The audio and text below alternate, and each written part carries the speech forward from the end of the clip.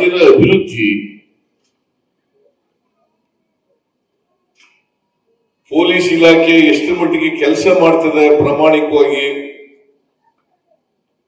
ಅದರ ಮೇಲೆ ಅವಲಂಬನೆ ಆಗಿದೆ ಅಂತಕ್ಕಂಥ ಮಾತುಗಳನ್ನ ನಾನು ಅನೇಕ ಸಾರಿ ಪೊಲೀಸ್ನವ್ರ ಮುಂದೆ ಪ್ರಸ್ತಾಪ ಮಾಡಿದ್ದೇನೆ.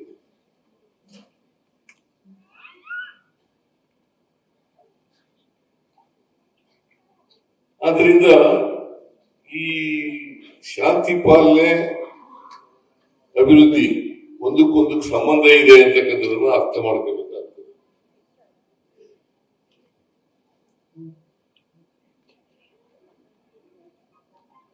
ಇದನ್ನ ಪ್ರಾಮಾಣಿಕವಾಗಿ ನಿರ್ವಹಿಸಿದ್ದೀರಿ ಅಂತಕ್ಕಂಥ ಭಾವನೆಯನ್ನು ವ್ಯಕ್ತ ಮಾಡಿ ಅಪರಾಧಗಳು ಇನ್ನೂ ಇಳಿಮುಖ ಆಗಲಿಕ್ಕೆ ಸಾಧ್ಯ ಇದೆ, ಅದನ್ನ ಸಾಧನೆ ಮಾಡತಕ್ಕಂಥ ಕೆಲಸವನ್ನು ನೀವು ಮಾಡಬೇಕು. ಈಗ ಸಮಾಜದಲ್ಲಿ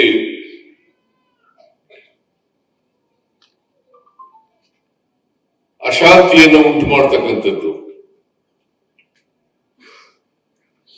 ಹಿಂಸೆಯನ್ನ ಮಾಡ್ತಕ್ಕಂಥದ್ದು, ಕ್ರೌರ್ಯವನ್ನ ಮಾಡ್ತಕ್ಕಂಥದ್ದು, ದ್ವೇಷ ಭಾಷಣವನ್ನ ಮಾಡ್ತಕ್ಕಂಥದ್ದು, ದ್ವೇಷ ಹುಟ್ಟಿಸ್ತಕ್ಕಂಥ ರೀತಿಯಲ್ಲಿ ಪ್ರಚೋದನೆ ಮಾಡ್ತಕ್ಕಂಥದ್ದು ಇವತ್ತು ಸಮಾಜದಲ್ಲಿ ಹೆಚ್ಚಾಗ್ತಾ ಇರ್ತಕ್ಕಂಥದ್ದನ್ನು ನಾವು ಕಾಣಲಿಕ್ಕೆ ಸಾಧ್ಯ ಆಗ್ತಾ ಇದೆ. ಇದು ಯಾರು ಪ್ರಚೋದನೆ ಮಾಡ್ತಾರೆ,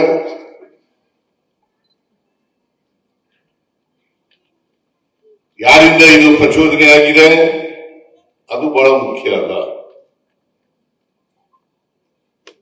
ಆದ್ರೆ ಇಂಥ ಪ್ರಚೋದನೆಗಳು, ಹಿಂಸೆಗಳು, ಕ್ರೌರ್ಯಗಳು, ದ್ವೇಷ ಭಾಷಣಗಳು ನಿಲ್ಲಿಸ್ತಕ್ಕಂಥದ್ದು ಬಹಳ ಮುಖ್ಯ. ಇದರಿಂದ ಸಮಾಜದ ಒಳಿತಾಗಲ್ಲ.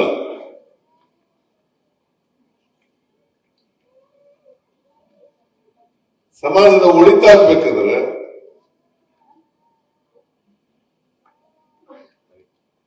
ಇಂಥ ಕೆಲಸಗಳು ನಡೆಯುವ ರೀತಿಯಲ್ಲಿ ನೋಡ್ಕೊಳ್ತಕ್ಕಂಥದ್ದು ಅತ್ಯಂತ ಅವಶ್ಯ ಅಂತಕ್ಕಂಥ ಮಾತುಗಳನ್ನ ಹೇಳಲಿಕ್ಕೆ ಬಯಸ್ತಾ ಇದ್ದೇನೆ. ನಿಮ್ಮಿಂದ ಇದು ಸಾಧ್ಯ ಆಗ್ತದೆ, ನಿಮಗೆ ಎಲ್ಲ ಶಕ್ತಿನೂ ಕೂಡ ಇದೆ.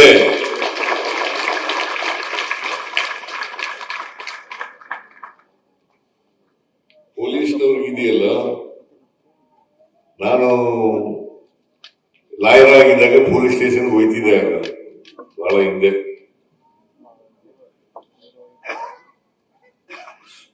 ಎಂಬತ್ತು 79, 80, 81 ಹಿಂಗೆ ಹೋಗ್ತಾ ಇದ್ದೆ ಪೊಲೀಸ್ ಸ್ಟೇಷನ್. ನಾನು ಆಗ ನೋಡ್ತಾ ಇದ್ದೆ ಪೊಲೀಸ್ನವರ ಕಾರ್ಯವೈಖರಿಗಳನ್ನೆಲ್ಲ ನೋಡ್ತಾ ಇದ್ದೆ. ಒಳ್ಳೆ ಸಬ್ ಇನ್ಸ್ಪೆಕ್ಟರ್ ಬಂದ್ರೆ, ಒಳ್ಳೆ ಇನ್ಸ್ಪೆಕ್ಟರ್ ಬಂದ್ರೆ ಆ ಏರಿಯಾದಲ್ಲಿ ಅಪರಾಧಗಳು ಕಡಿಮೆ ಆಗ್ತವೆ.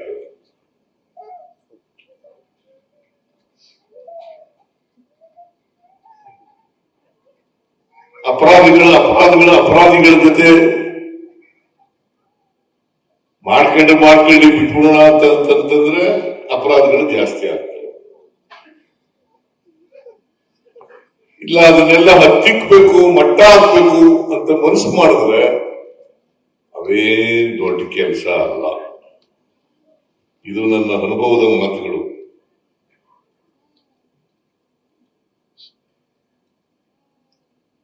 ಆಮೇಲೆ ಹಿರಿಯ ಪೊಲೀಸ್ ಅಧಿಕಾರಿಗಳಿದಾರಲ್ಲ, ಅವರು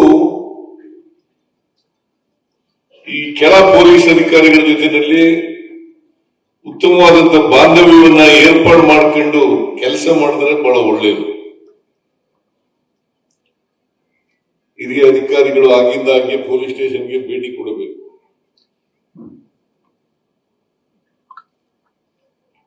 ಪೊಲೀಸ್ ಸ್ಟೇಷನ್ಗೆ ಭೇಟಿ ಕೊಟ್ರೆ ನಿಮ್ಮಲ್ಲಿ ಸ್ವಲ್ಪ ಬೇರೆ ಡಿಪಾರ್ಟ್ಮೆಂಟ್ಗಳಿಗೆ ಕಂಪೇರ್ ಮಾಡಿದ್ರೆ ಹೈರಾರ್ಕಿ ಜಾಸ್ತಿ ಇದೆ. ಹೌದಾ? ಇಂತ ಇಲ್ಲಿ ಅಲ್ಲೇ ಅಲ್ಲಾಡ್ತಾ ಇದ್ರಲ್ಲಿ ನನಗೆ ಗೊತ್ತಿದೆ, ಹೈರಾರ್ಕಿ ಜಾಸ್ತಿ ಇದೆ.